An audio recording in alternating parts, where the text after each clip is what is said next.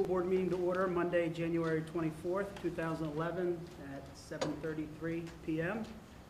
Please join me for a pledge of allegiance. Pledge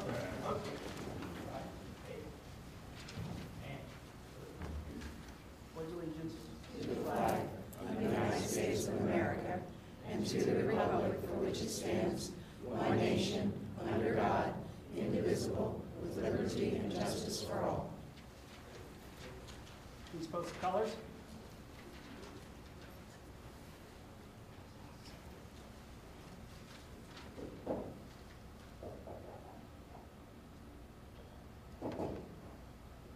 Oh well, face. Oh word, march.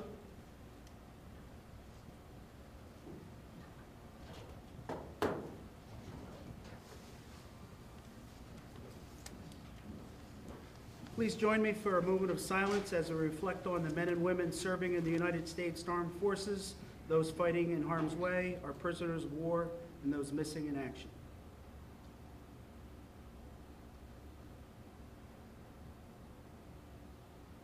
Thank you. You may be seated.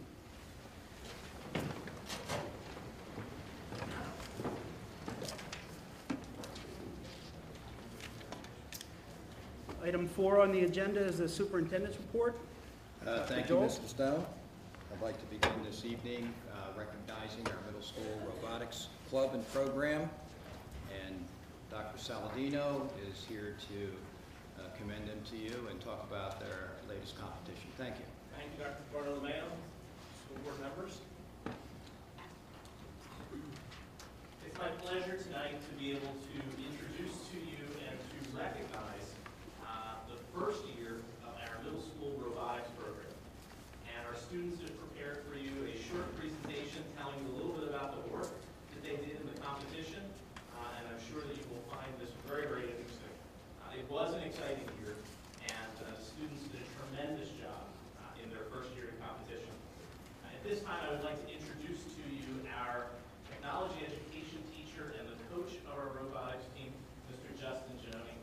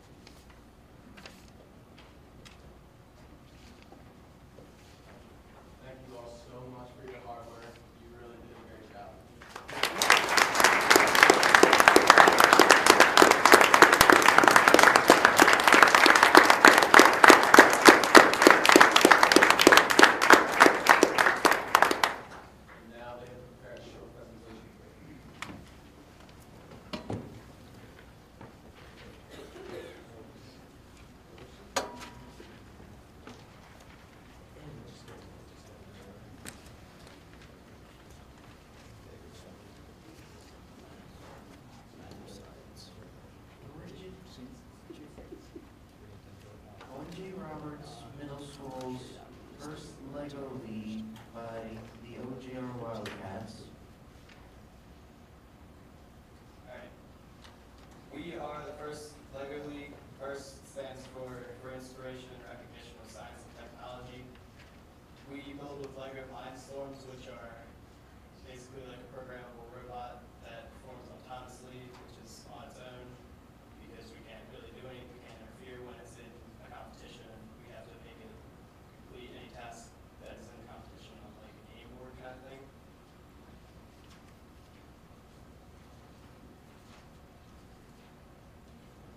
What our challenges?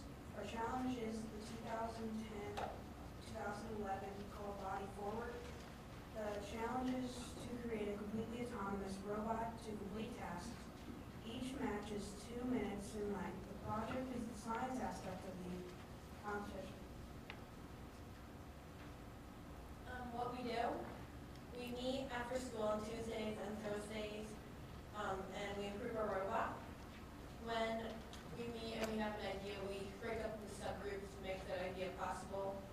One of our main goals is to embrace science and technology, and this club influences our future choices in our education and our careers. So after all these months of preparing for this competition, we actually get there. We have a lot of excitement during this. You walk into the room and there's a whole bunch of people everywhere, a lot of different teams, and you can tell they're all as excited as we are, and they're all really happy to be there.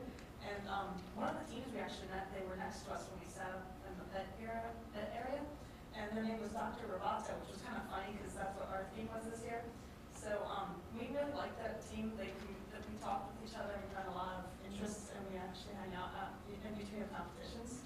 And the competition itself, you get playing fields, and it's about 2.5 minutes long. And then you have the robot, and it does different tasks using the LEGO Mindstorms robot. But you can't touch the robot the entire time, so that's one of the challenges you have to do. And the whole time, only 2 people can be up at a time running the robot. So your team stands behind you like that picture, and you're all cheering for each other, and you're a whole bunch of team spirit, and you hold up signs, and you yell and clap whenever you do something right. I think this was a really great experience for all of us. We learned more about gracious professionalism, which Mr. G talked about. It's a huge thing there. It's like you be polite to each other. It's like a sports competition, but everyone's your teammate there. It's not individual teams, you're one big team there. You're always nice to each other. If someone needs something, you go and help them with that, even if they're on another team. You can swap parts and you can help with the programming. You take turns doing things. And finally, at the end of the day, when all this is getting done, they make things more exciting by the award ceremony. They have like a dance party, and everyone's dancing on the floor. A whole bunch of different teams are dancing. And then you actually sit down and get the awards themselves. And we actually did really well this year. We got 10th, like Mr. G said, and we also were in second for a while, and we're really, really happy with that. And this was just a great year for us. And I think this is like so cool that we were the first team that could ever do this in middle school.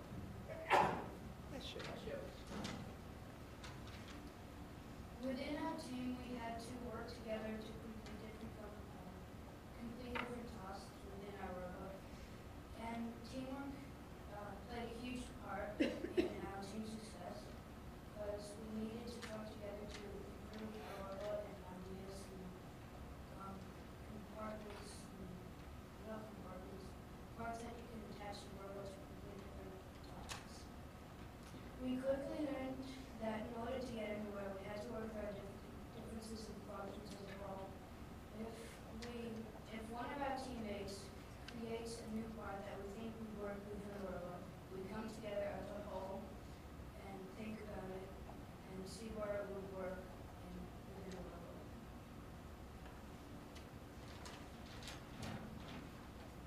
We would never dismiss an idea before we thought it through. If we found an idea that would work better than the one we already had, we would say, we'd see if we could improve it, and if everyone liked the idea together, we would change it so that everyone would be happy. We would always try and encourage one another, and we would always display gracious professionalism. Gracious professionalism is one of the core values that FIRST represents. Okay, we'd like to thank Dr. Saladino for funding this, Dr. Di Bartolomeo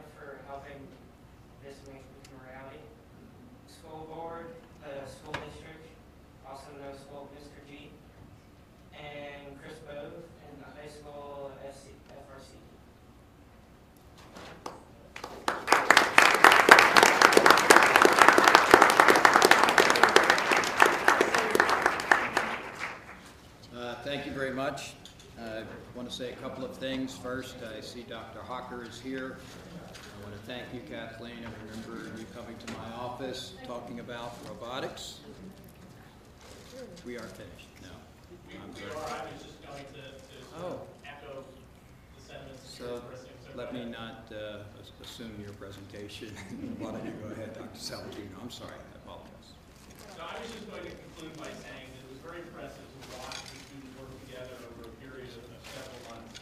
I remember back when this idea was first proposed, we weren't exactly sure where to get started.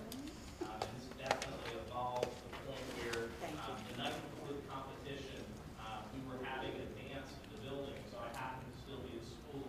And many of the members of this team, along with parents, along with Mr. Giannoni, they were working right up until the night before the competition, trying to iron out the final kinks with their robot and to really have it honed so that they were ready to nail this competition. So it was really an incredible journey over the course of several months to see the progress they made, how they came together, and I know that many of them, particularly the 7th graders, are just chomping at the bit to be able to get to do this all over again next year. So very, very exciting program. We're happy to have it. We appreciate the support of the Education Foundation and Dr. Bartolomeo and the school board to be able to bring this to our school.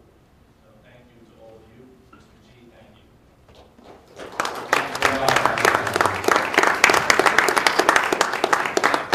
Carry on. Okay. We have a fill-in for our regular student rep this evening. I shouldn't say fill-in because certainly Jacoby Kellogg is a star in his own right. I just learned his favorite subject is mathematics, so I'm sure you enjoyed the robotics presentation. I very much so. Okay, thanks for coming in off the bench at such short notice to do our student report. Here you go, young man. Thank you. In academics, Mrs. Heffelfinger's business classes are sponsoring a career palooza on February 2nd, 2011, featuring business and horticulture. High school language students will be teaching French, German, Latin, and Spanish students at West Vincent Elementary School beginning in February. In activities, the sophomore class had a very successful charity breakfast with Santa for our community on Saturday, December 18th in the high school cafeteria. They collected 186 toys and money that were donated to Toys for Tots. 16 students placed at the DECA District Conference on January 6th.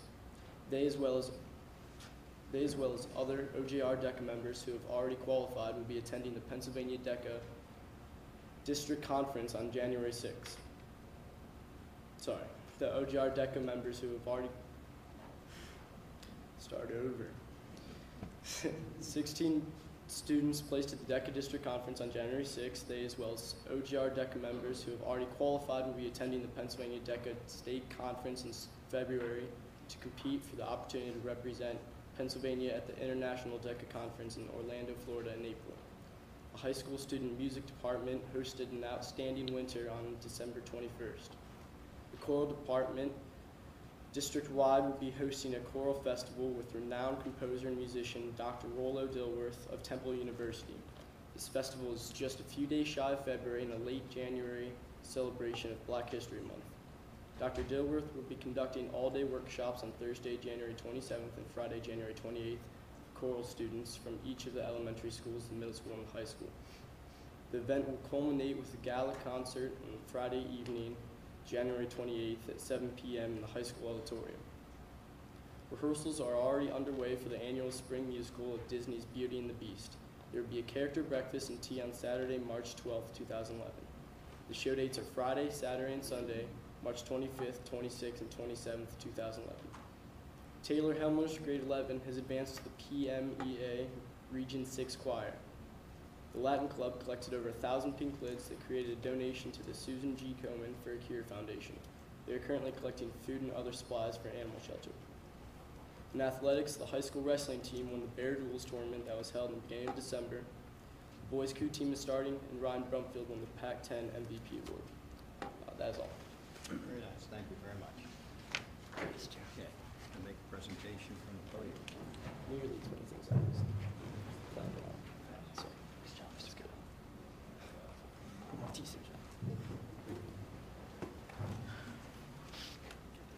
Okay, before we actually get into the slides, I recognize there are a number of teachers from these coming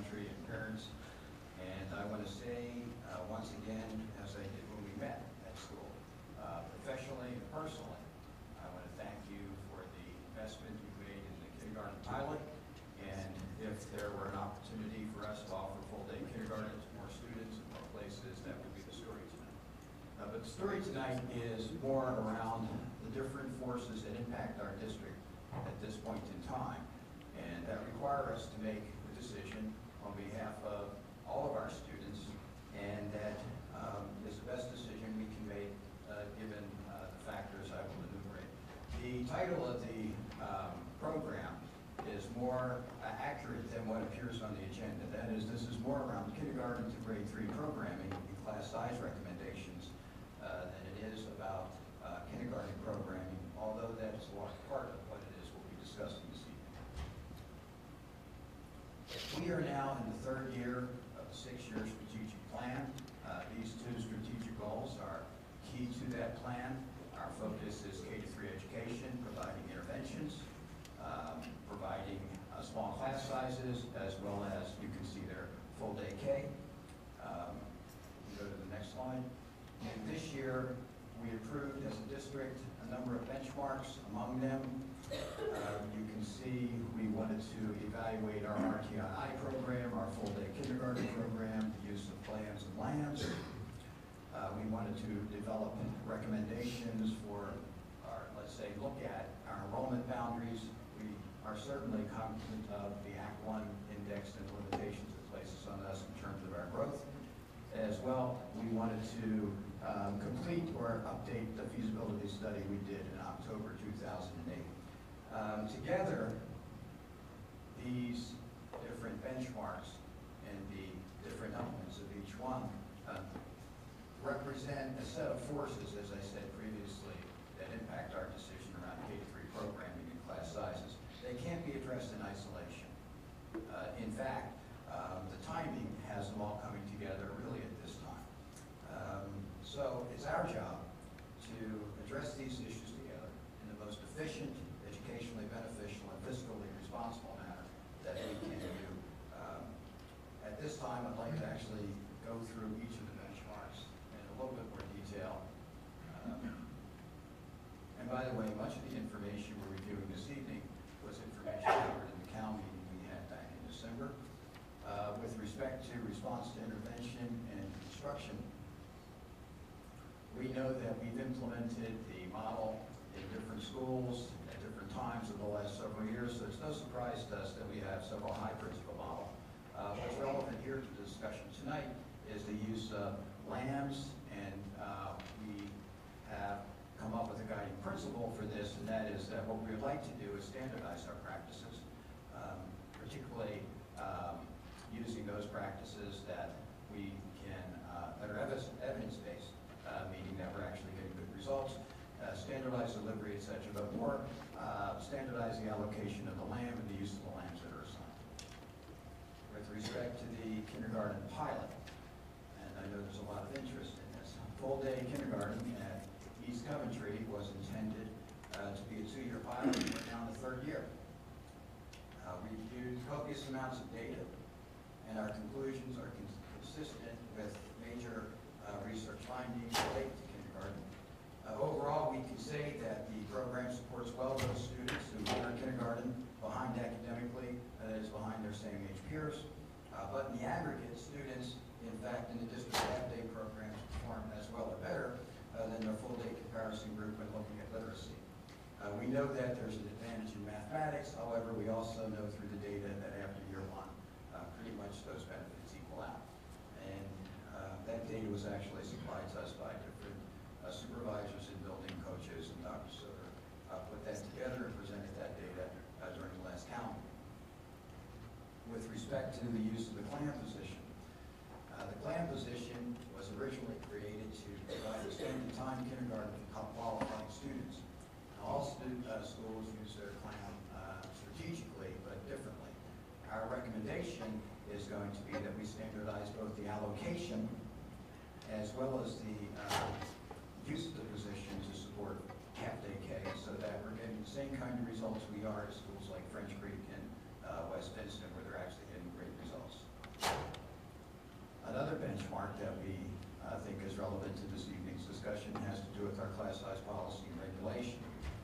Now we know, and those of you who sat through the summer meetings and even before, know that our current regulation, which is undergoing a a major revision to be presented to the board soon.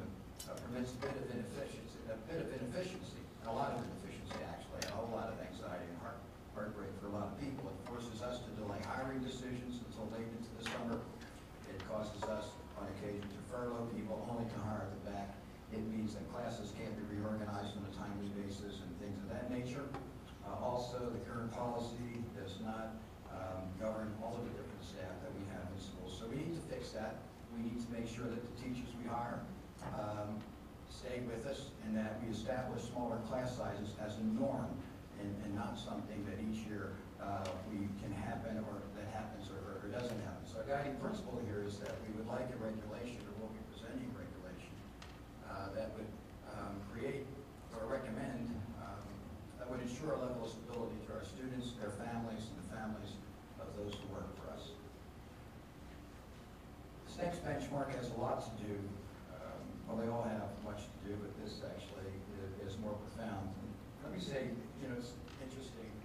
We asked each school to cultivate some feedback for its central team in terms of what's going well in buildings, what's not going well, and how we might reshape the supports from central team so that we better support the work of students and teachers in classrooms.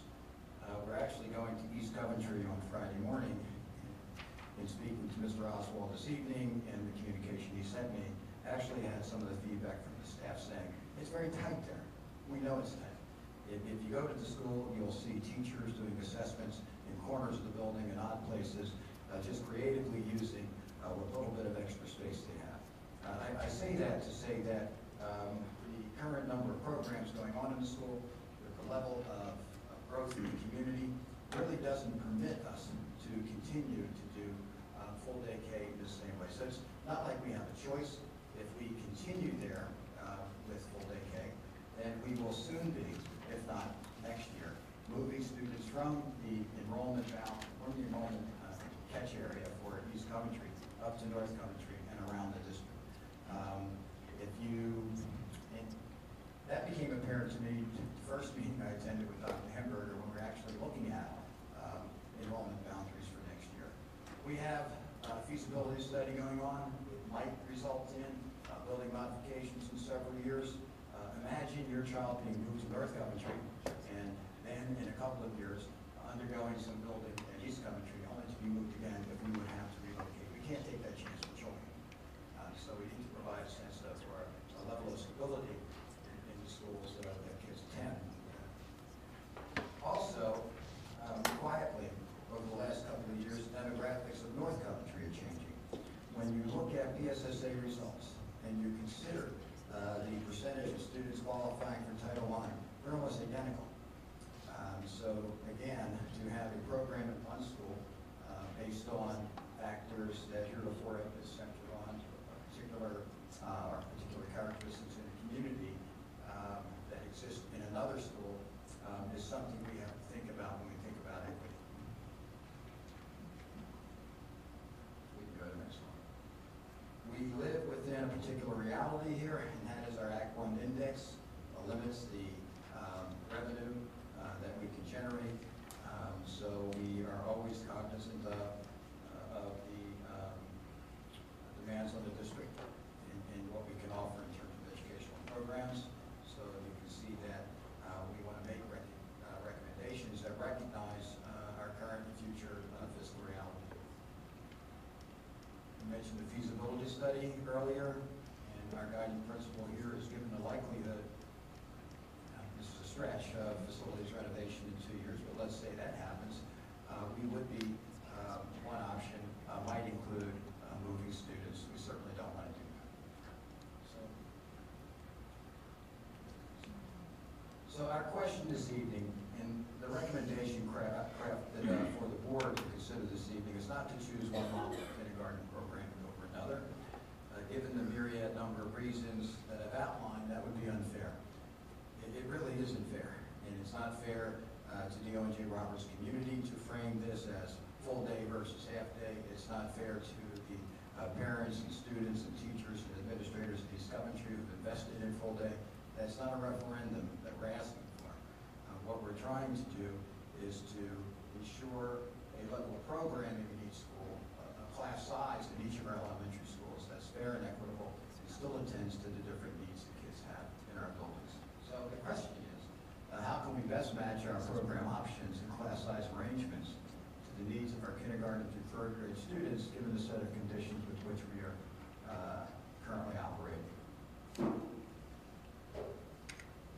So, what we're recommending is that we take a position that that there be a full day program for 2 classes of students who qualify using a particular academic screening method at East Coventry, that we have extended time program for qualifying students in other elementary schools, that we preserve half-day program for all students, and some other features would be that each elementary school will receive a point for a clam or a clam. I'm sorry, and by the way, East Coventry is supplemented by Title I.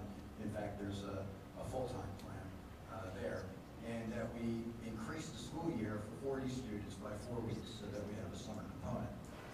We believe that this way we are providing a level of programming that's differentiated for the needs of the different youngsters, not only in kindergarten but also grades 1 through 3. Now, there's been a lot of talk about ability grouping, or I guess some people are calling tracking homogenized or homogeneous classrooms. I don't want us to confuse how we group kids in our school district with tracking. In fact, the widespread use of ability grouping to accelerate learning, particularly in the area of literacy, is common to many programs. It's common to our own programs as we group frequently within school, within grade, or within classroom. And when you look at programs like Success for All, or Head Start, or just a variety of Title I programs, you'll see that's a prominent feature. Also, as I mentioned, our own students experience a bit of differentiation through the school year. When you look at all the different settings in which they're placed based on need. My own professional experience as an educator in New York in schools where there were high density of students in classrooms who were not proficient according to the state criteria, was that when kids are grouped within class, you actually get a pretty good effect, and was key to our ability to accelerate lots of students there. Now, readiness factors at East Coventry that make it a good school to begin our full-day program. And then I want to say again, we're not asking to extend the pilot. We're actually establishing a full-day program. That's important to remember. We have experienced, expert, if you will, full-day kindergarten teachers there. They know the program, they know the curriculum, they know the community, they know the assessments, etc. We also have a group of teachers in a school that has had the most experience in using data to inform interventions and to organize students across grades to differentiate or to accelerate their learning. In talking to Mr. Oswald and Dr. Soder, we believe that during tier time, students could be integrated into some degrees in the same way in which they are now. And that because of the emotional support program at the school, there exists a network of social supports available to all students that we might not find in other schools. We can devote Title I resources to the program, of course, that can be supplemented by instructional aides and Starfish volunteers. And the school, of course, has options to mainstream students during the day in venues as it would with any other student. So we're feeling good about the readiness of the site. And along with this, we could enjoy early grade class sizes that would be at what we call our midpoint. Actually, go to the slide. Then in grade 1, we could establish 20 students as our maximum across elementary schools. We could, in grades 2 and 3, establish 23 as our maximum. We could create a pool of lambs centrally that would be allocated to different schools based on need. And we will, by July 1, have all of this in order. So to sum all of this up, as I said, if we could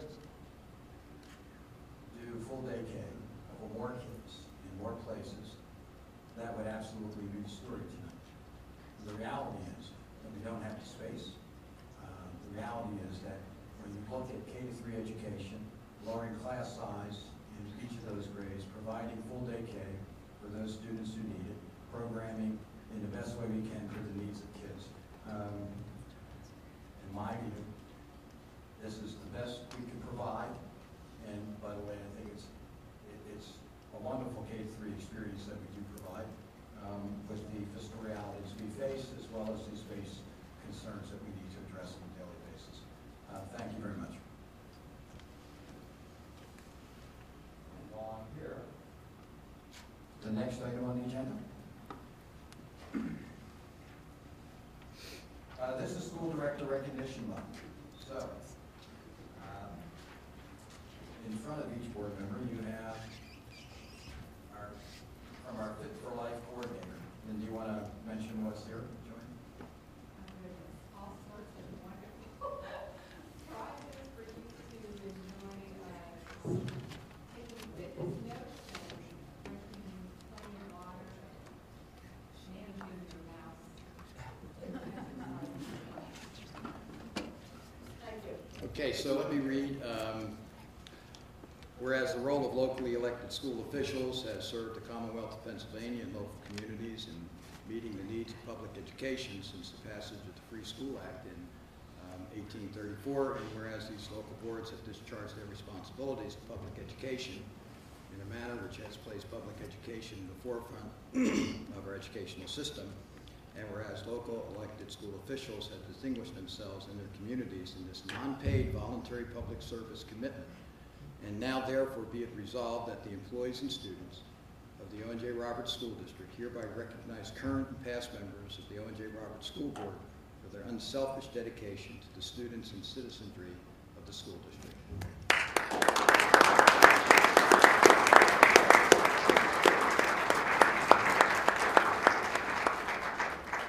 We deeply appreciate your service, and there was an article that appeared in the newspaper today. For anyone in the audience or otherwise who is seeking to run for school board, there is a workshop at the CCIU. You could read about that in Mercury. Actually, Laura, thank you for the story. And I can tell you that in speaking to my colleagues, there are a lot of psychic rewards, if not material compensation, and it certainly is a duty that has served this community well. Thank you.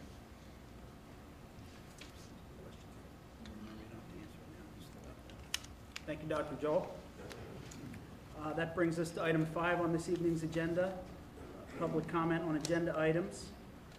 Information, proposals, and statements from individuals or delegations pertaining to items on the agenda. Speakers are pleased to indicate your name, township of residence, and item on the agenda to which your comments are addressed. Speakers will be allocated no more than 3 minutes.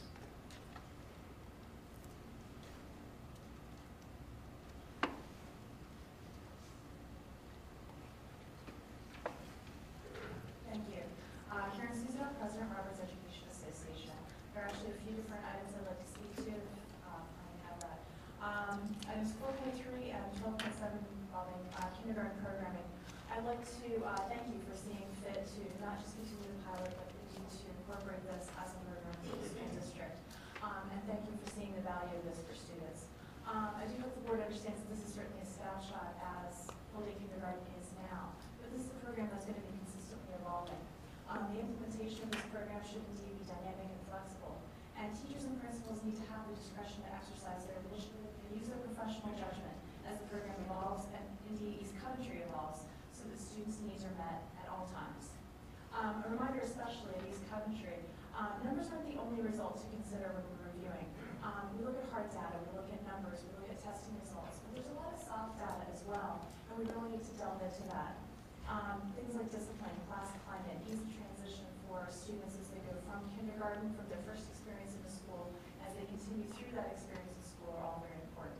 So again, thank you very much for implementing this as a program, and I hope that we're going to continue to look at this as the program evolves. Also, I'd like to speak to point 4.4, and I would also like to thank the board for your service. This is a volunteer position, it's a lot of hours, and I know the attention and diligence that you've put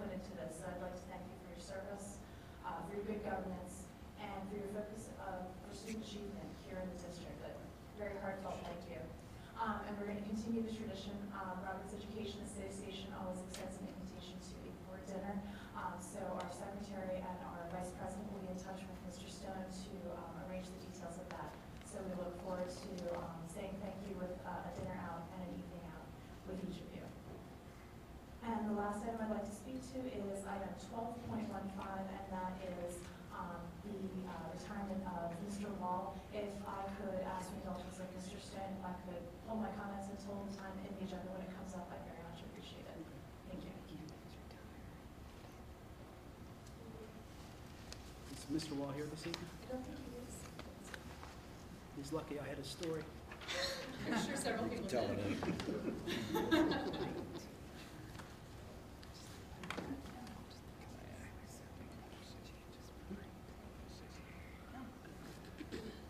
While we're waiting for the next speaker, Ms. Sudell reminded me of something I wanted to say earlier. And that is, it's not just about numbers, if I didn't say it clearly enough earlier. One thing that's evident when you talk to the teachers at East Coventry is their devotion and care. And I would go so far as to say love of the children they teach. These are teachers who are active not only in school, but outside of school, in children's communities. They do this routinely. It's not an event. And we appreciate that hard work. We appreciate your investment in your students and in one another. Thank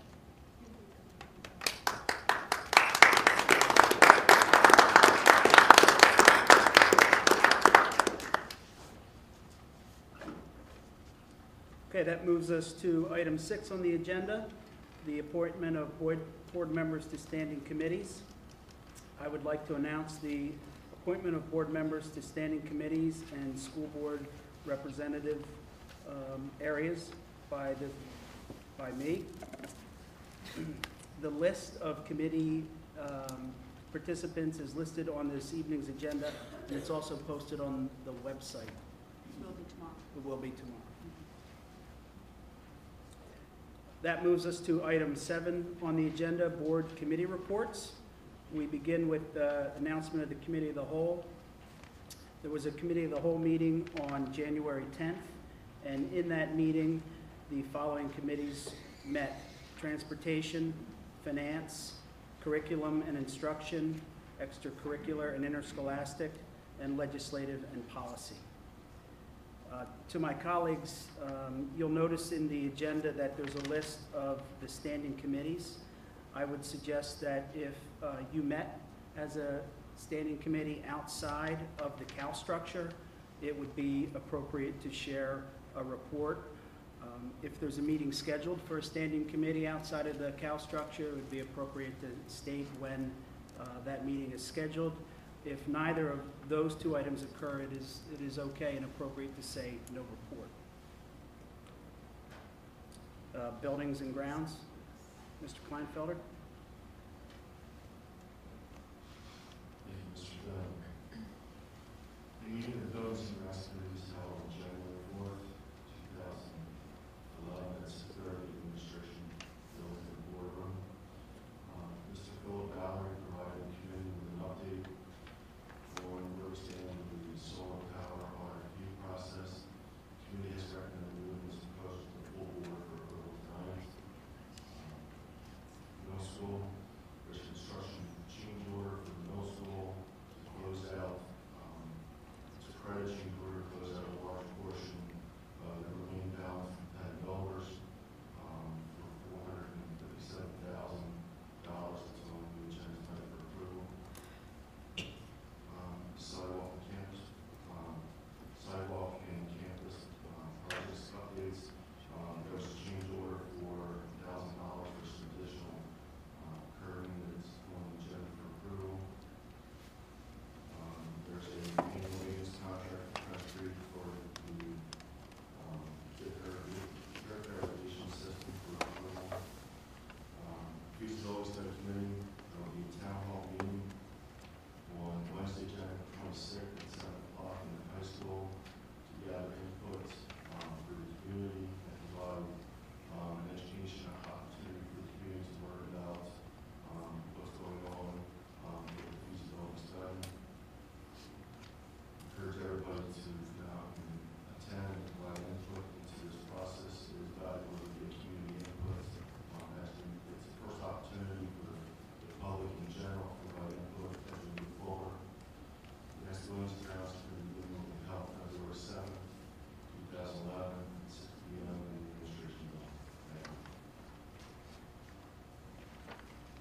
you, Mr. Kleinfelder. Chester County Intermediate Unit Board, Ms. Vargas? Yes, we had a meeting on Wednesday, January 19th at 8 o'clock at the Chester County Intermediate Unit, Boot Hill campus.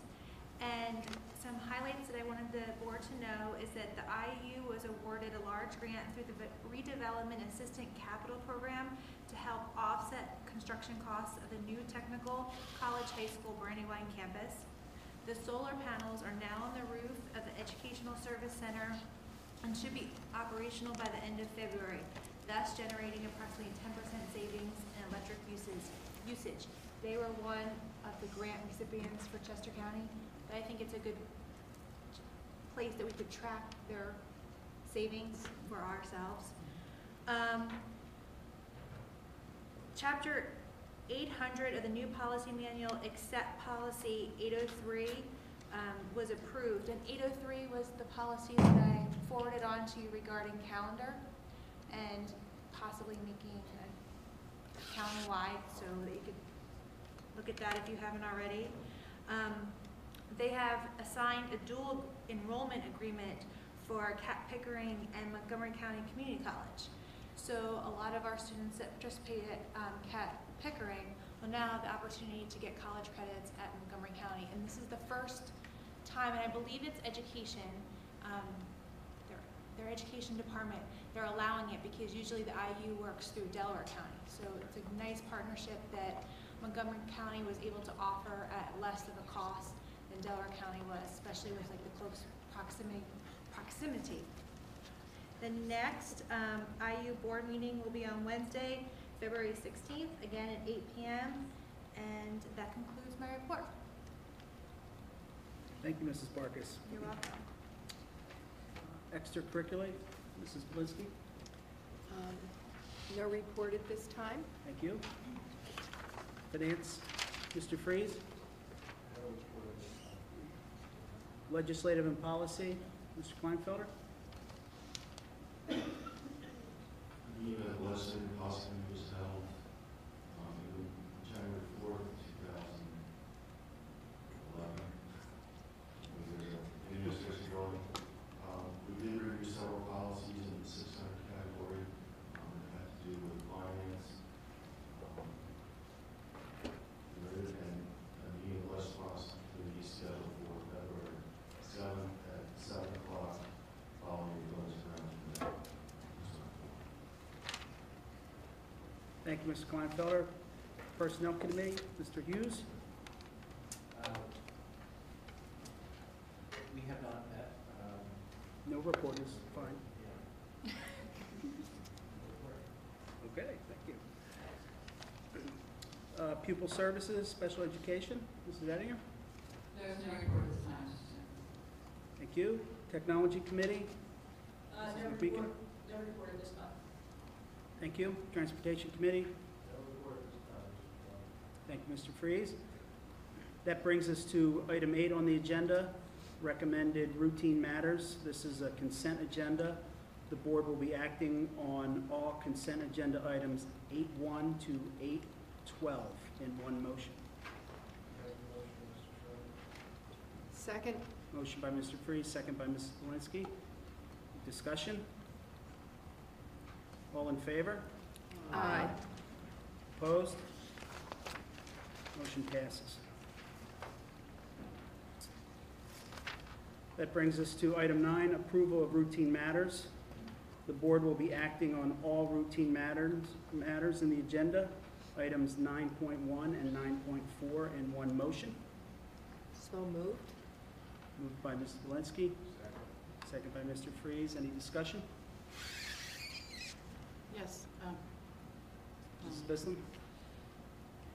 Mr. President, I'm requesting that all comments and statements made by the real estate attorney and Mrs. Crumrine about the land sale on the 12/27 meeting be included in the minutes so that we can be as transparent as possible. There were many facts and explanations given during that meeting that would be very important background information and should be included in the minutes.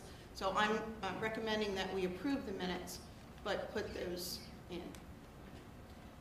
Yes, I'd be happy to do that. I can pull the information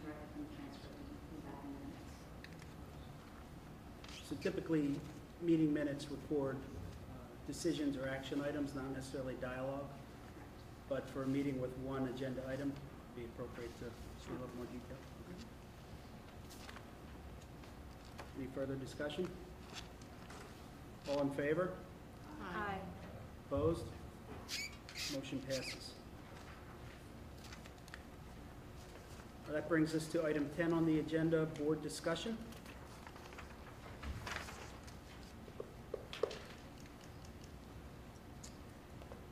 I have one item to share with my colleagues. I was invited to participate in a meeting today with Dr. Joel and Mrs. Crumine, and in that meeting, it was with the Commonwealth of Pennsylvania Department of Auditor General. This was a exit meeting for a compliance review that they conducted with our school district for the years 05, 06, 07, and 08.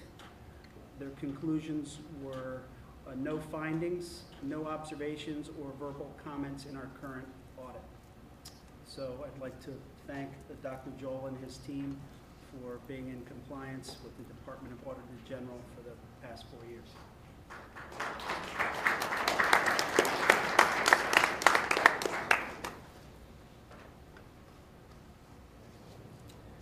That brings us item 11, old business, which there is none, which moves us to item 12 on the agenda, new business.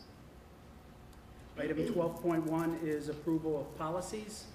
Approval of the policies for the second reading as presented and as recommended by the Legislative and Policy Committee from November 15th, 2010. Second. Moved by Mr. Kleinfelder, seconded by Mr. Hughes. Any discussion? I would just like to take a minute to thank Richard for all your work with electronic devices policy, and Marquis for all his work, and we also for the effort in a very long process with the town hall and all the dialogue, and appreciate all the time that you put into it. Thank you. All in favor? Aye. Opposed? Motion passes. Item 12.2, approval to eliminate policy number 601A, budget and management and control, and move to regulation as recommended by the Legislative and Policy Committee on January 4th meeting. Second. Moved by Mrs. McMeekin, second by Mrs. Belinsky. Any discussion? All in favor? Aye. Opposed? Motion passes. Item 12.3, approval of the reaffirmation of local board procedures, board governance standards, code of conduct, policy as presented. Second. Moved by Mrs. McMeekin, second by Mrs. Belinsky. Any discussion? All in favor? Aye. Opposed? Motion passes. Item 12.4, approval to establish a special school board meeting on Tuesday, February 15th, 6 p.m. in the boardroom of the administration building. Second. Moved by Mrs. Freeze, second by Mrs. Bislin. Any discussion? All in favor? Aye. Opposed? Motion passes. Item 12.5, approval of dates and times for committee of the whole meetings to be held in the administration building. So moved. Moved by Mrs. Belinsky. Second by Mrs. McMeekin. Any discussion? All in favor? Aye. Opposed? Motion passes. Item 12.6, approval of the resolution authorizing notice of the preliminary budget for the 2011-2012 school year as presented. Moved by Mr. Freeze, second by Mrs. McMeekin. Any discussion? All in favor? Aye. Motion passes. Item 12.7, approval of kindergarten programming recommendation as recommended by the Curriculum and Instruction Committee of the Committee of the Whole meeting on January 10th, 2011. So moved. Moved by Mrs. Belinsky, Second. second by Mrs. Barkis. Any discussion?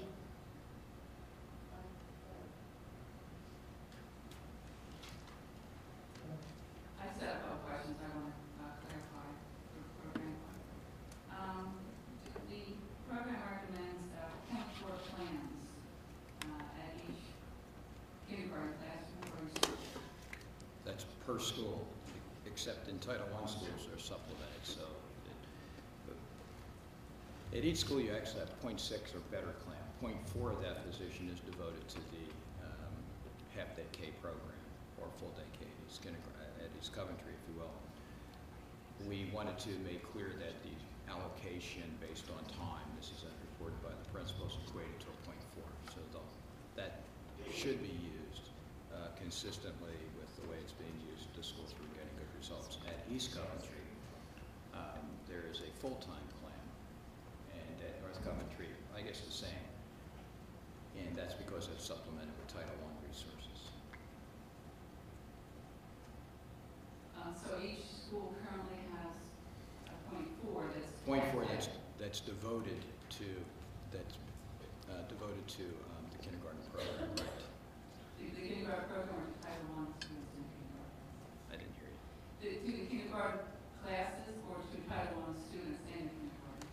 Well, there's 0.4 devoted to each school. At Title I schools, there's an additional portion, which comes to a full-time clam, devoted to K classes.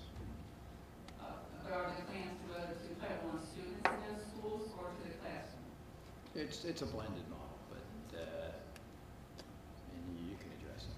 A portion of the clams position in the title schools is for title students and a portion for all students. So it's blended. We have targeted assistance for our Title I programs, and those people are not fully funded for those, so there's opportunities for them to be working with all students. So in a school that has 4 half-day classrooms, we have a 0.4 clam. Is that correct? Approximately. One of the things we're trying to do is actually standardize that allocation, at least with clams and clams. Our non-title schools currently have a 0.6 allocation for clams, and for that clam person, 0.4 of it is really right now being used for kindergartners, and 0.2 of it is being used for other grades. So people aren't going to be losing the clams? Across the grades, 1 through 6. So in reality, so let me. Clams, we have clams. So you're saying 0.2 of the 0.6 clams being used for a lamb. A lamb. Right, which is why we want to get clear, and as I mentioned, the regulation that we were handed did not govern the allocation of those resources, so we want to standardize and make clear how they are in fact being used. So while we called it a 0.6 clam, in schools it was 0.4 being devoted to kindergarten and the other 0.2 because it would be lunchtime that was a school-based decision based on needs of kids was being devoted to support children in other grades. So when we say 0.4, we just want to accurately or be specific about the portion of that position that is devoted to kindergarten. We're not in any way suggesting that we're going to reduce that allocation, but wanted to be clear what the resources to support the K program look like. While we're on that though, with the 0.4, 0.6, what does that equate to in actual time?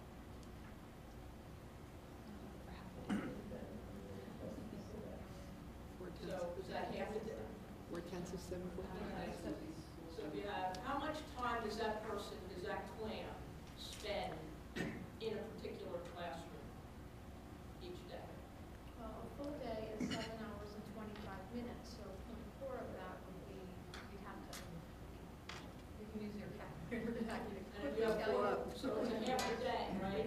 And then if you have 4 classrooms, so that's what, like an hour?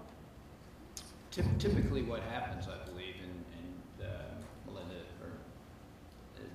is that the position is used to reduce the class size by dividing the number of students with that extra person in providing intervention. But there are other more creative ways, I'm sure, that it's used. What time do you finish? 9 to 1:30. So what we do is we have Pam spend a portion of her time with our AM kindergarten students. And through our data analysis and regrouping of students, we're able to provide targeted remediation for those children. Then she stays over the time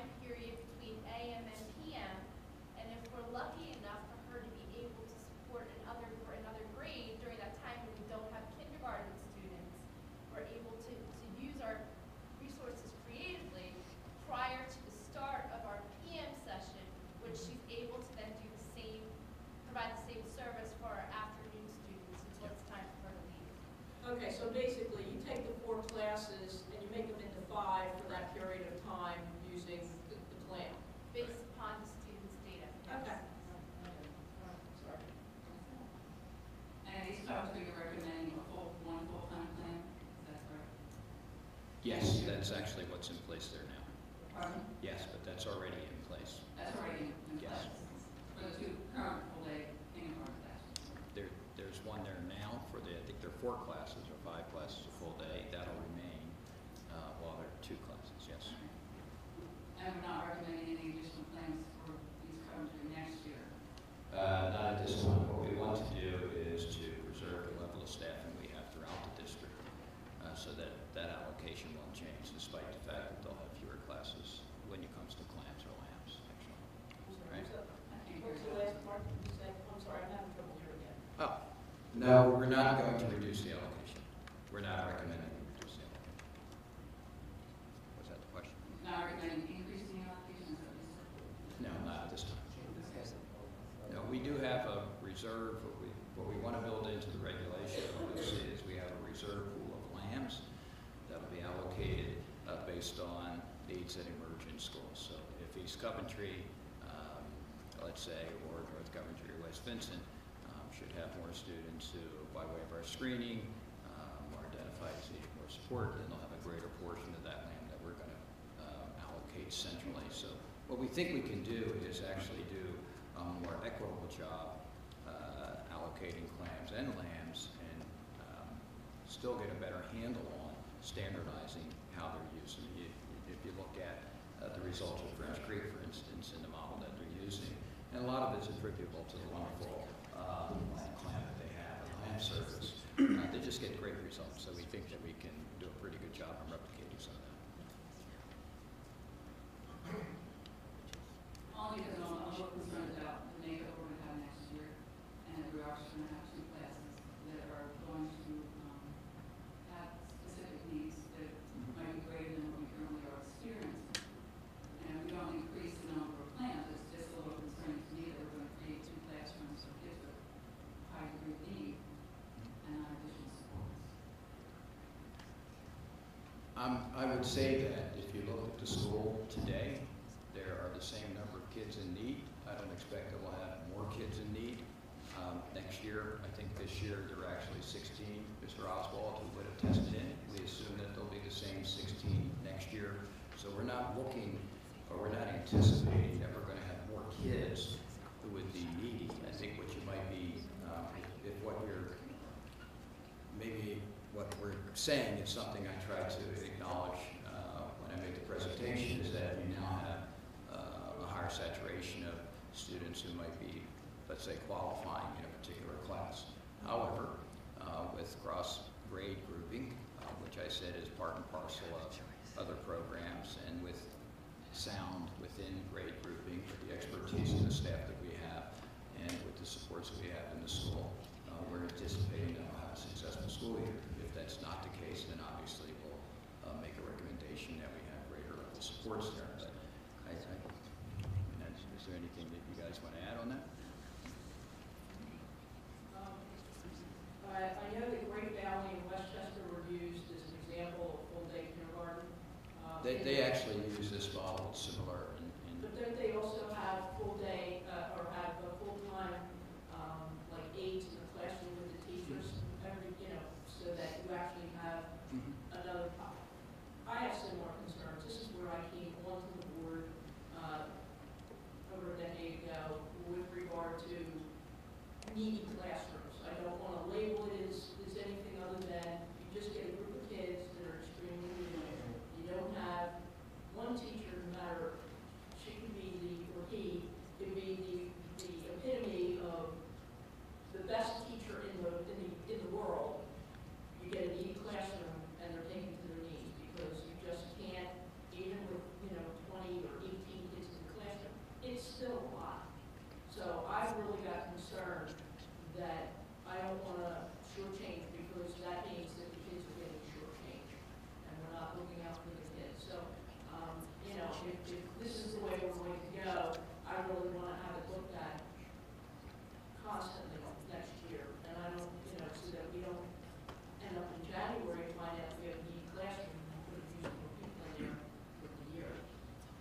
I think we routinely, and we've surfaced this with the board, that if we have situations that require child-specific aids or aids to classrooms, or even in September when we recognized the need to reduce class size, we did so.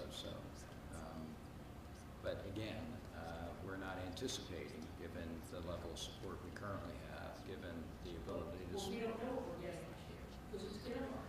So we have no idea, because we haven't gone through that process with kindergarten. We're dealing with the kids we have now, they're going to first grade. So.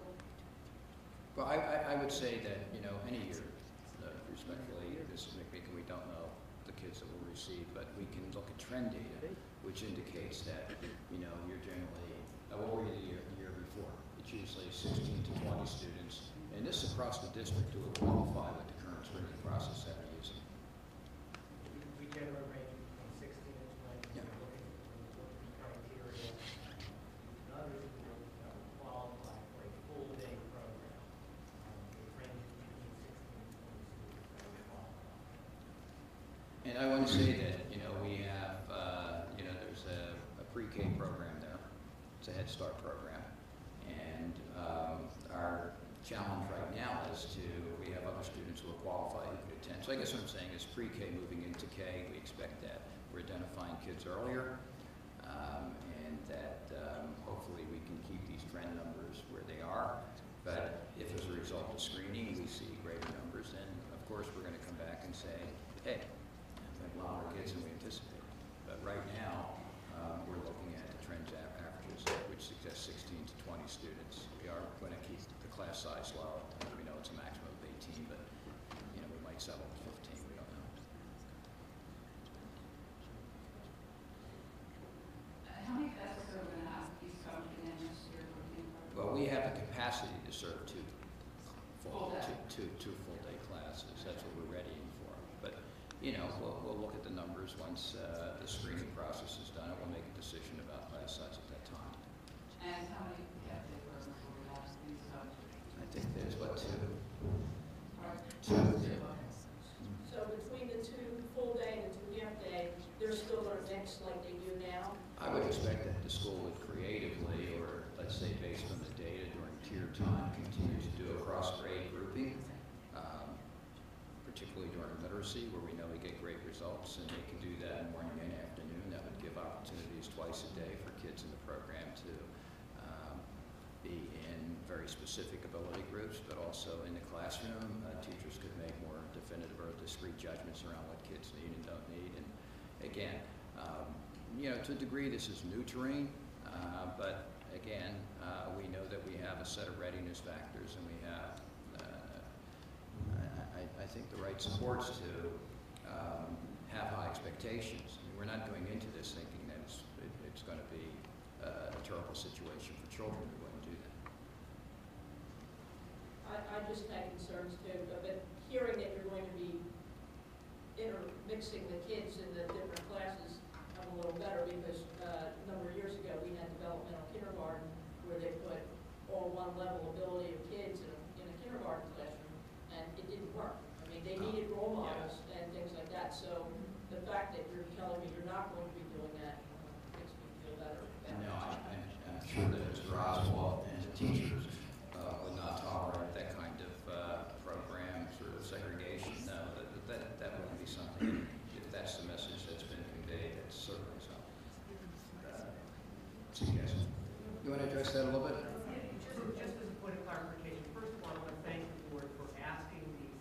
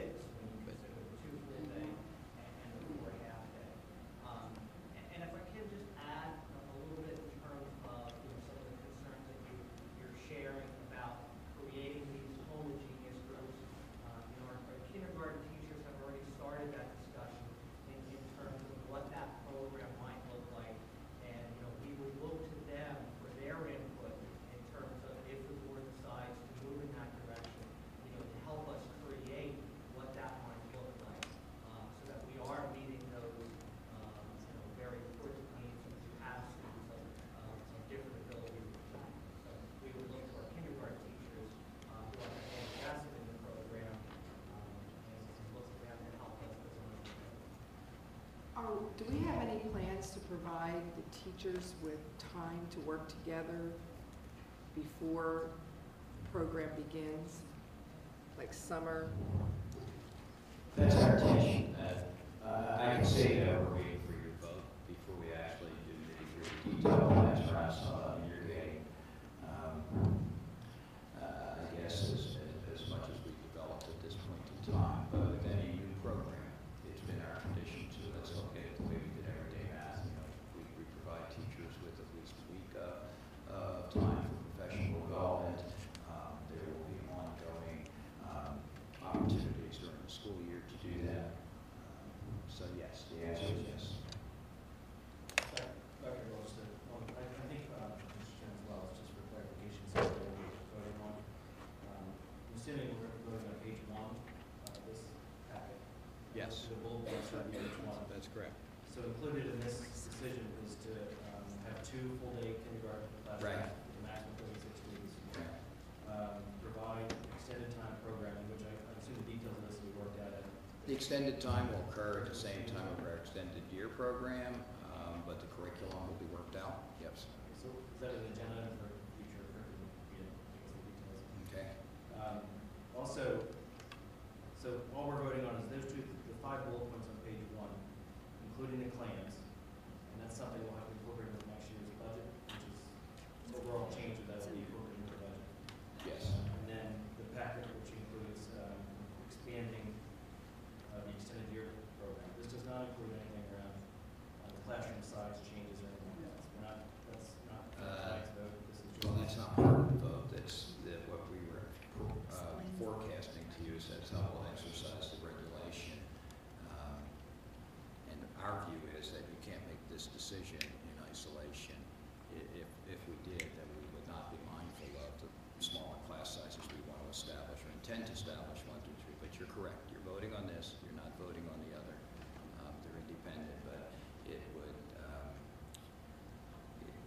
would be more fair to present both ideas connected. the vote tonight. It's just on that. You're correct. Thank you. Yes, my other question.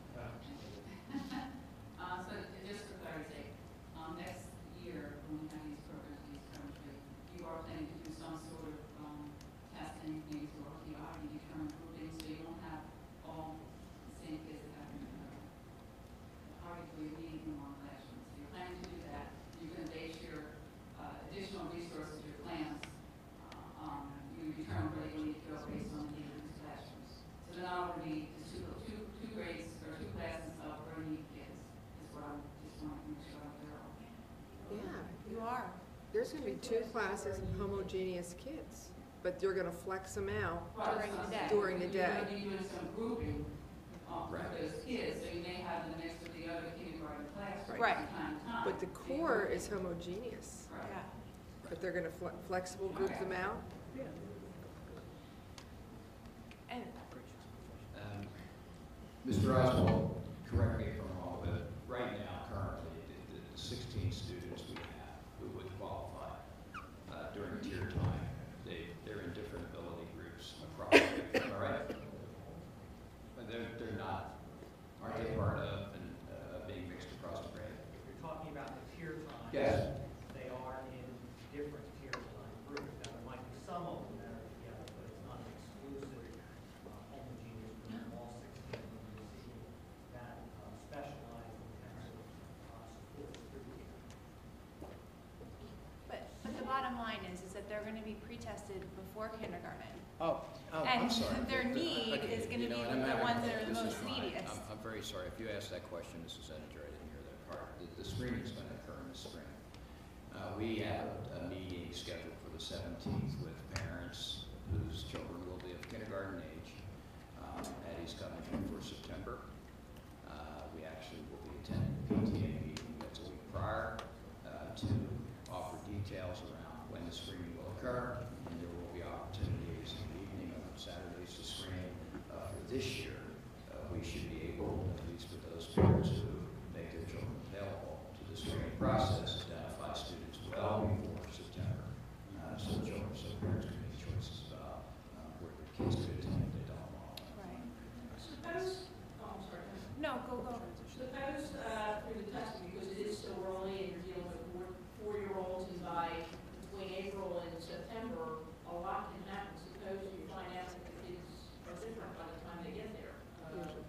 that happens just about every year. I think teachers go to the principal and say, hey, you know, Joel showed up and he forgot everything we taught him since last June, or maybe since the testing. Yeah, I think our teachers are pretty adept at recognizing when students are struggling or falling behind, and they make recommendations to school leaders, and we typically respond in some way. I guess I had a question because we're talking about tier time, and I'm assuming, and if I'm wrong, just let me know. But I remember going through the school and seeing the RTI and all that a couple years ago. You were homogeneously grouping the kids for tier time. Am I correct on that? So if you have a group of kids that are already homogeneously grouped, you know, how are you going to put them into another group if Because there's multiple groups at one tier. Yeah, there are a couple of things. One, that So if you'll, okay, but I'm just saying, if they're, I hate to put it this way, but if you've got, you know, 10 kids that are the 10 kids that are at the bottom of the tier, how are you going to get them into another group if they're not in that, you know what I'm saying? How do they get into another tier if they're already in the tier? because the groups they're not permanent.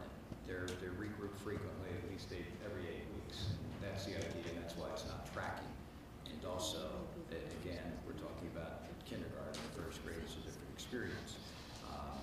So, you know, we can sometimes get lost in this is tracking, it's not tracking. Well, I don't believe it's tracking. I'm just saying that you've got, you know, if you've got a group of very needy kids and you want them to be able to have other role models than themselves, but they're the ones that are the neediest and they don't fit into another tier, then they're not really getting the experience of having other role models because they're the tier. But they're focusing on the strategy that they need the most academically.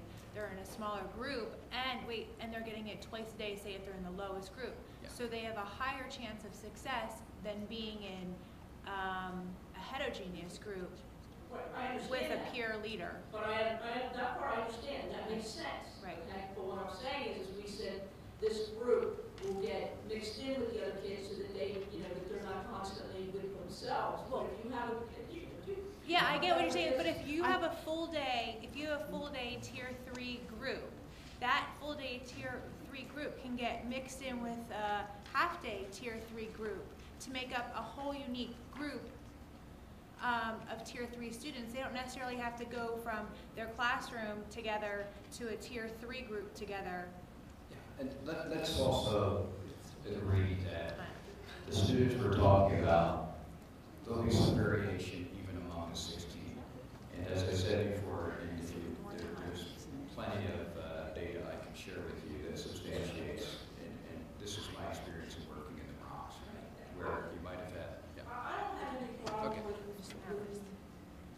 I think we're all worried about the same thing. My question, okay, because my concern is, it's not that they're not getting the help that they need or anything like that, but if you've got these kids already in a classroom because they are the neediest, and you say, well, there's going to be times during the day where they can mix with the other kids, but the times that they can mix with the other kids is tier time, and the other kids in the other grades aren't that needy, then they're not going to mix. Well, they're going to have. There are other opportunities. Some of this is, I think, curriculum discussion on the academy. I'm just trying to.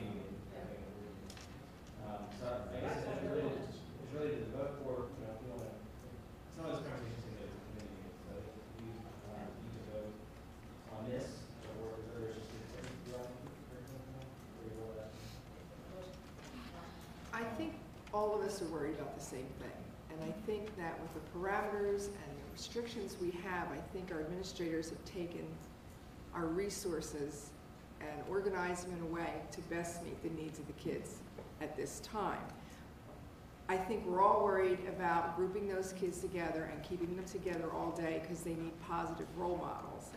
And what I'm hearing is everybody's recognizing that, and we're going to work on ways to make sure those kids get a chance to have contact in heterogeneous groups. But because you don't have the program completely figured out yet, you don't know what that's going to look like, but you're assuring us it's going to happen? I think I'm going to echo something that Mrs. Sudell said earlier, that, you know, we rely many times on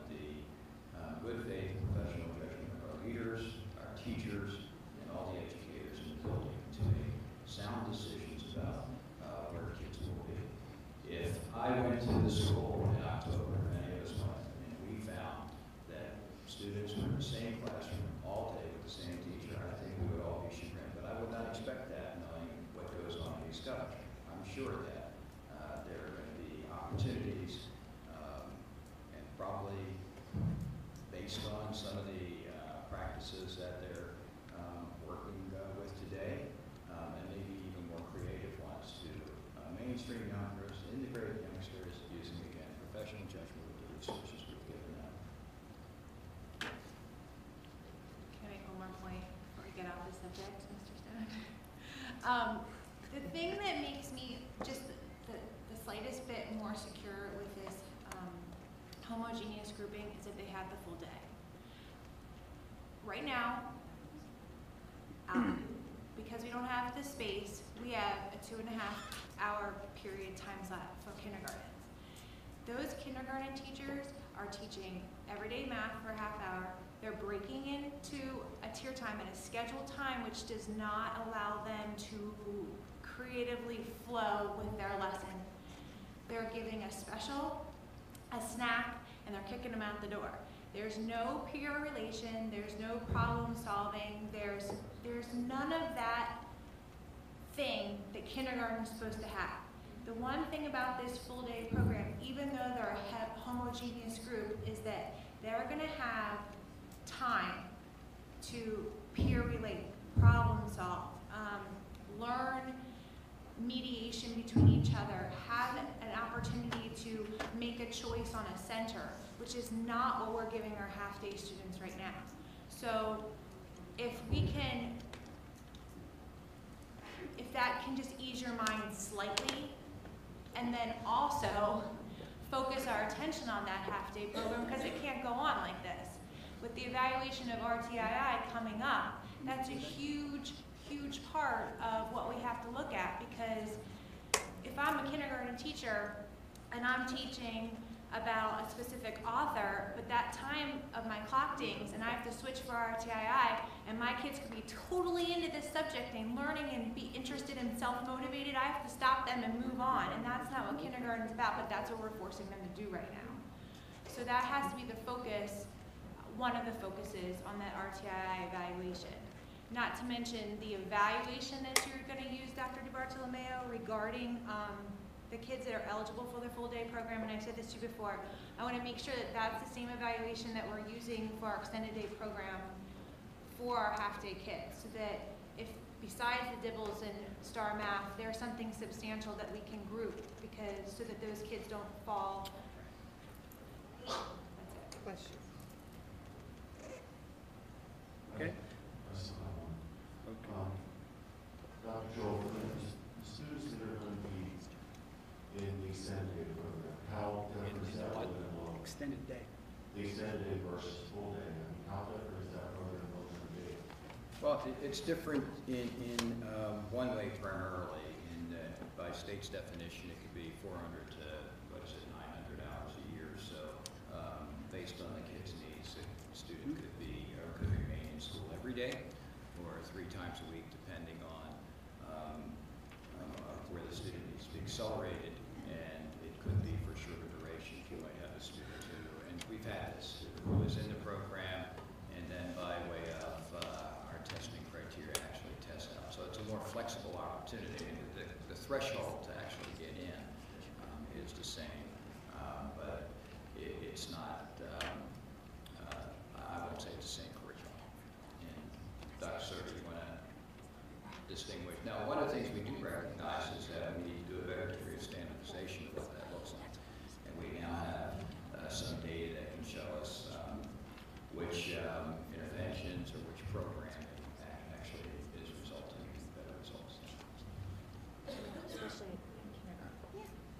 Mr. Kleinfelder, some of our schools use extended day differently, and it's somewhat dependent on the student's needs. So I'm thinking that last year we had a student who stayed all day and then just went to the other kindergarten class. In another building where the staffing was different, we had extended day with a smaller group of students, more of an intervention group of students that was fewer times over the course of the week. So part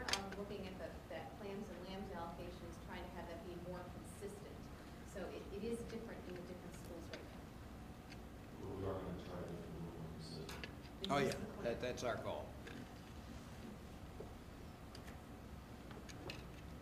Okay, I appreciate everybody's discussion and participation this evening. This is obviously an important decision that has a lot of passion associated with it.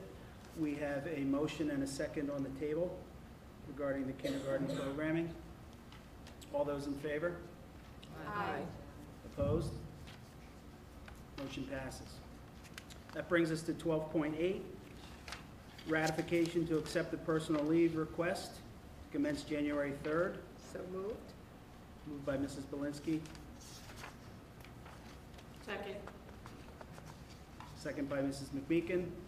Board discussion. All those in favor? Aye. Opposed? Motion passes. Item 12.9, ratification of appointments for certificated positions as presented. Moved by Mr. Hughes, second by Mrs. Ettinger. For discussion. All those in favor? Aye. Opposed? Motion passes. Item 12.10, ratification to accept the following resignation, change in assignments as presented. Second. Moved by Mrs. McMeekin, second by Mrs. Bislin. Board discussion. All those in favor? Aye. Opposed? Motion passes. Item 12.11, ratification of non-certificated positions as presented. Moved by Mrs. McMeekin, second by Mrs. Ettinger. Board discussion. All those in favor? Aye. Opposed? Motion passes. Item 12.12, ratification of temporary non-certificated position as presented. Moved by Mrs. McMeekin. Second. Should I give that to Mr. Hughes? Give it to Mr. Second to Mr. Hughes. Board discussion. All those in favor? Aye. Opposed? Motion passes. 12.13, ratification of part-time and casual appointments as presented. So moved. Moved by Mrs. Barkus, second by Mrs. Belinsky. Board discussion.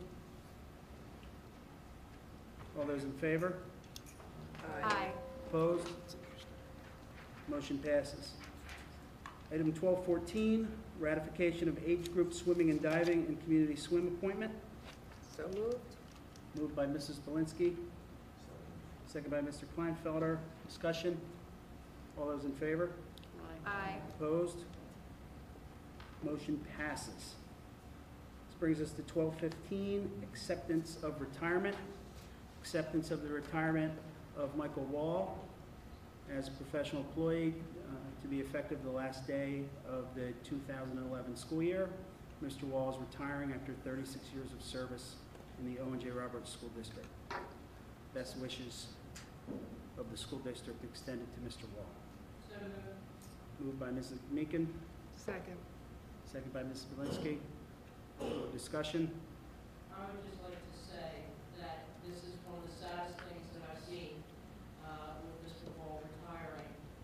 I've had three daughters that have gone through the high school, and all three of them were fortunate enough to have Mr. Wall as their teacher. And each one in their college career has told me that it was they think of Mr. Wall daily when they're having to write papers and things like that because of the fact of what he has taught them. And they felt that they were so far ahead of the other students because of what Mr. Wall had done for them. They love that class. They love Mr. Wall. And I just have to say that is a huge, huge loss. I'm sorry Mr. Wall's not here, but I would be talking to him and stuff. Anyway, I would like to not pass this. Pardon? All those in favor? Aye. Opposed? Motion passes. This brings us to 12.16, which is the approval of the retirement resolution for Mr. Wall. Mrs. Suzadell, did you have, Just a quick, after that, if that's all right. I won't use the microphone. Yeah, Mike Wall is not only a teacher here at O&J Roberts, but truly is an institution within our institution. And it is a shame that he's not here, but I know that he's with us. But just kind of a quick show of hands, because I'm kind of curious.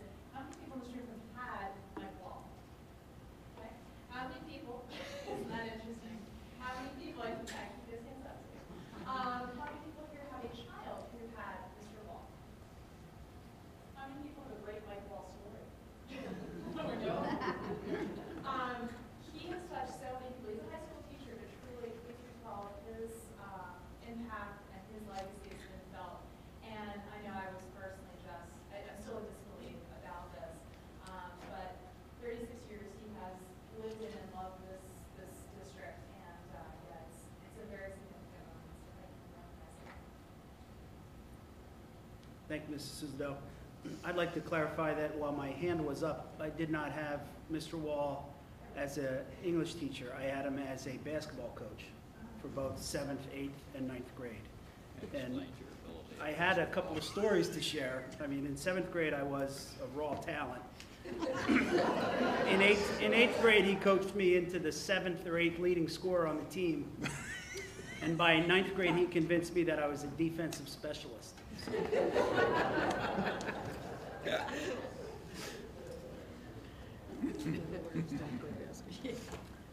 Item 12.6, approval of the retirement resolution. Moved by Mrs. McMeekin, seconded by Mr. Hughes. I'd like to go ahead and read the resolution. Give me a moment. Resolution in honor of the retirement of Michael J. Wall. Whereas Michael J. Wall was an employee of the Owen J. Roberts School District for the past 36 years, has made significant contributions to the students and the district. And whereas Michael J. Wall has given unselfishly of his time, talents, and energies in serving the youth of our community by performing his job to the best of his ability. And whereas Michael J. Wall has made a great impact upon the Owen J. Roberts School District now and in the future. Whereas Michael J. Wall's retirement is richly deserved and recognized as one of high honor and distinction. Therefore, be it resolved that the Owen J. Roberts School District Board of Directors, the administration, fellow employees of Owen J. Roberts School District express deep appreciation to Michael J. Wall for 36 years of loyal service and wish him good health and continued success in future endeavors. Be it further resolved that on June 14, 2011, be officially declared Michael J. Wall Day in the Owen J. Roberts School District. I would like to say one other thing about Mr. Wall. I will miss his speeches. I could just listen to that man when he gives his speeches. He's awesome. So I'm going to listen to that also. All those in favor? Aye. Opposed? Resolution passes. 1217, approval to accept the following resignations as presented. Moved by Mrs. McMeekin. Second by Mr. Kleinfelder. Board discussion. In favor? Aye. Opposed? Motion passes. 12.18, approval to accept the following leave requests as presented. Moved by Mrs. McMeekin. Second by Mr. Hughes. Discussion. All in favor? Aye. Opposed? Motion passes. 12.19, approval of 2.81 temporary Class 6 child-specific aid positions. Moved by Mrs. McMeekin.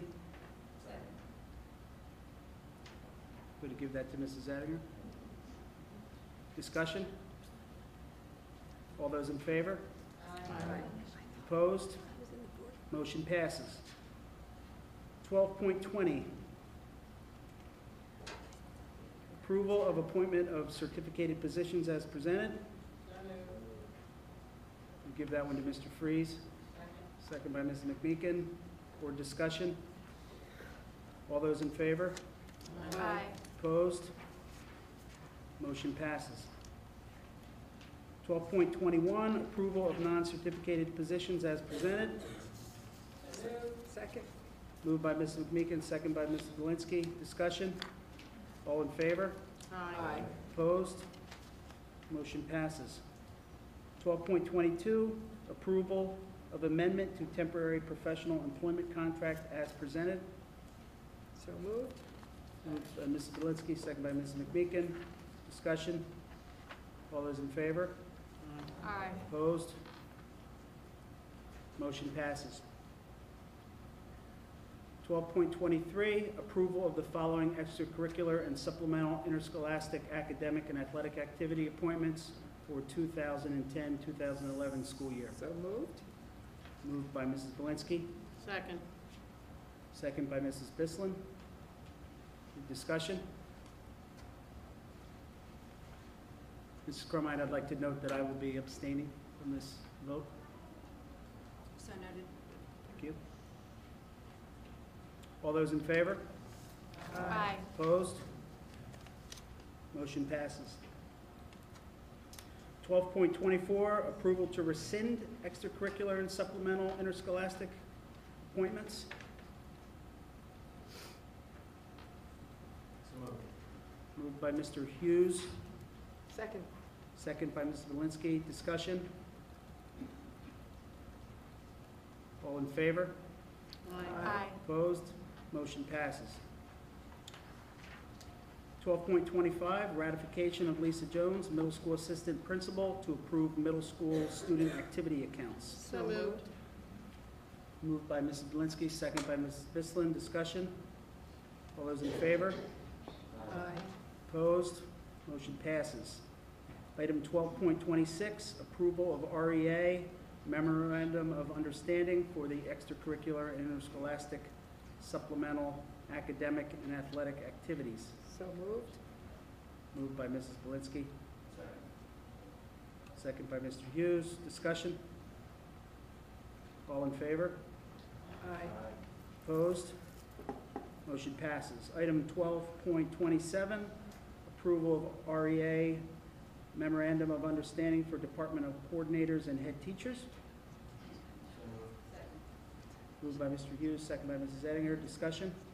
I would just like to take a second to recognize Mrs. Cromwell and Mrs. Suzo and her teams for all the work they put into this contract. It was a tough year and a half. It's a tough, but it was a cooperative year and a half where we established agreements, and this was a lot of work, and I appreciate all the effort that those teams put into that process. Sounds like you were describing gracious professionalism. Yes. Started with it, and we see it throughout the meeting.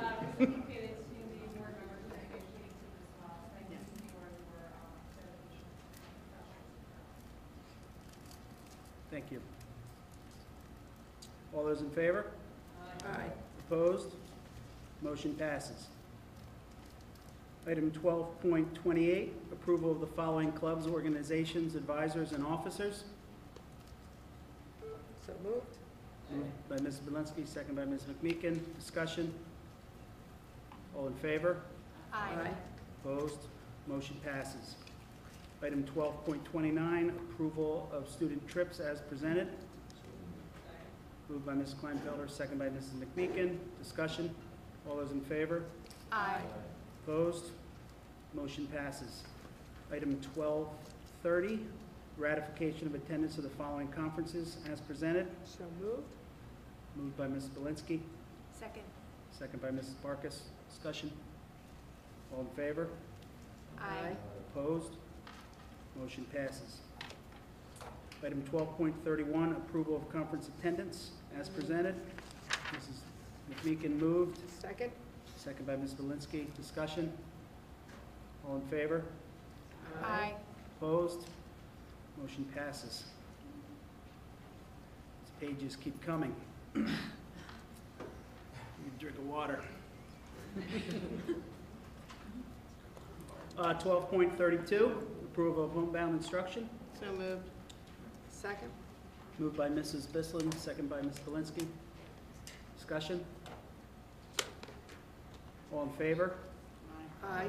Opposed? Motion passes. Item 12.33, approval of professional service and/or maintenance agreements. So moved. Moved by Ms. Belinsky, second by Mr. Kleinfelder. Discussion? All in favor? Aye. Opposed? Motion passes. 12.34, approval of tuition agreement for out-of-district special education student. So moved. Moved by Ms. Belinsky, second by Ms. McMeekin. Discussion? All in favor? Aye. Opposed? Motion passes. Item 12.35, approval of land lease agreements as presented. So moved. Moved by Ms. Belinsky, second by Ms. McMeekin. Any discussion? All in favor? Aye. Opposed? Motion passes. Item 12.36, approval of construction change orders. So moved. Second. Moved by Mrs. Belinsky, seconded by Mr. Kleinfelder. Discussion? All in favor? Aye. Opposed? Motion passes. Item 12.37, approval for membership of cooperative purchasing program. So moved? Moved by Mrs. Belinsky. Second by Mrs. McMeekin. Discussion? All in favor? Opposed? Motion passes. Item 12.38, approval to proceed with the RFP for the solar installation. So moved? Moved by Mrs. Belinsky, second by Mrs. McMeekin. Discussion? All in favor? Opposed? Motion passes. This brings us to item 13 on the agenda, public comment, information, proposals, statements, and/or questions from individuals pertaining to items that are not on the agenda. Speakers are to indicate their name, township of residence, and note that you have 3 minutes.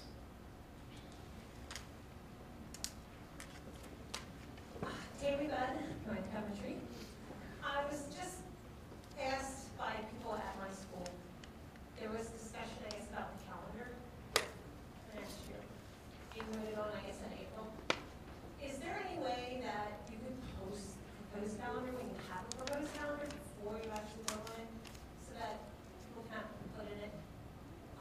Somebody had asked me, so I said I would do that. Thanks. It's a good idea. This is, I think we're going to discuss the calendar at the next committee of the whole.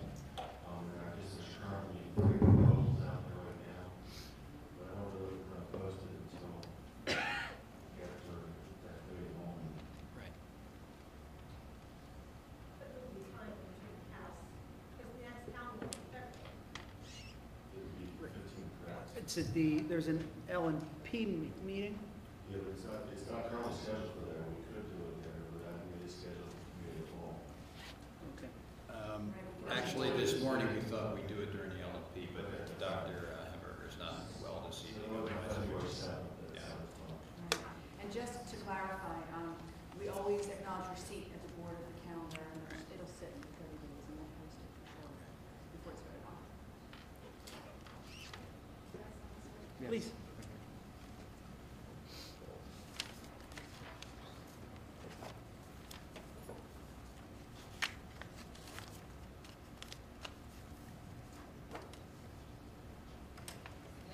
I missed the chance to comment, excuse me, on this is not a non-agenda item, but I had a bathroom break for my soon-to-be entering kindergarten twins that were in the back when the public comment for the full-day kindergarten item was up. I just wanted to ask the board to just consider a couple of things here. I have a child who went to full-day kindergarten in another district who's now in East Coventry, and I saw firsthand the benefit that he received coming into first grade at East Coventry, having been in full-day kindergarten in another school.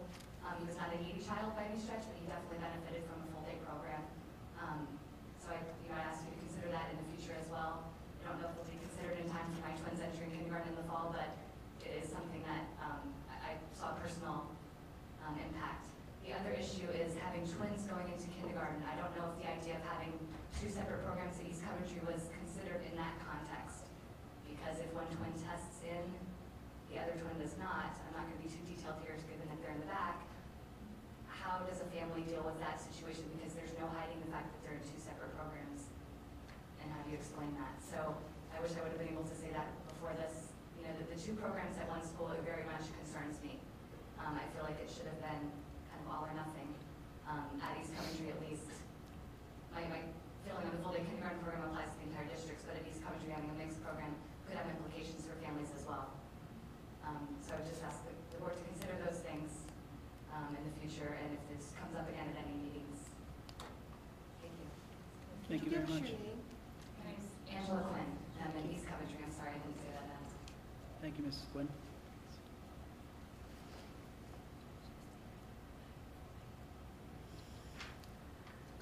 That brings us to item 14, board request for information.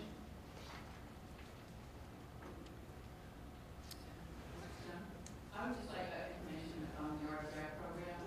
I'm not sure that I have a good understanding of what that program looks like in the district. So could you just forward us some information on what the program looks like in the district, the Ojrsd? Would you kindly repeat that? Because I'm having a problem with the acoustics today. Could you provide the board with information on the RTII program? What is the program? How it's constructed? What are the teachers' responsibilities, and what do they do with the kids? Could we have a presentation at a People Services meeting? But I'd still like information. Yeah, absolutely. I'm going to get in touch with Dr. Hamburger to set up a People Services committee, and that will be one of the items on the agenda. But I would still like to have some information up front on that program. I'd also like to know how many lands and claims we have in the district, and at what schools, how many each schools are. Thank you. Thank you, Mrs. Egg. Prior to moving to adjournment, I would like to announce that there will be an executive session immediately following the adjournment of this meeting to discuss personnel matters. That brings us to adjournment. Do I have a motion? So moved. Moved by Mrs. Belinsky. Second by Mr. Hughes. All in favor? Aye. Meeting is adjourned.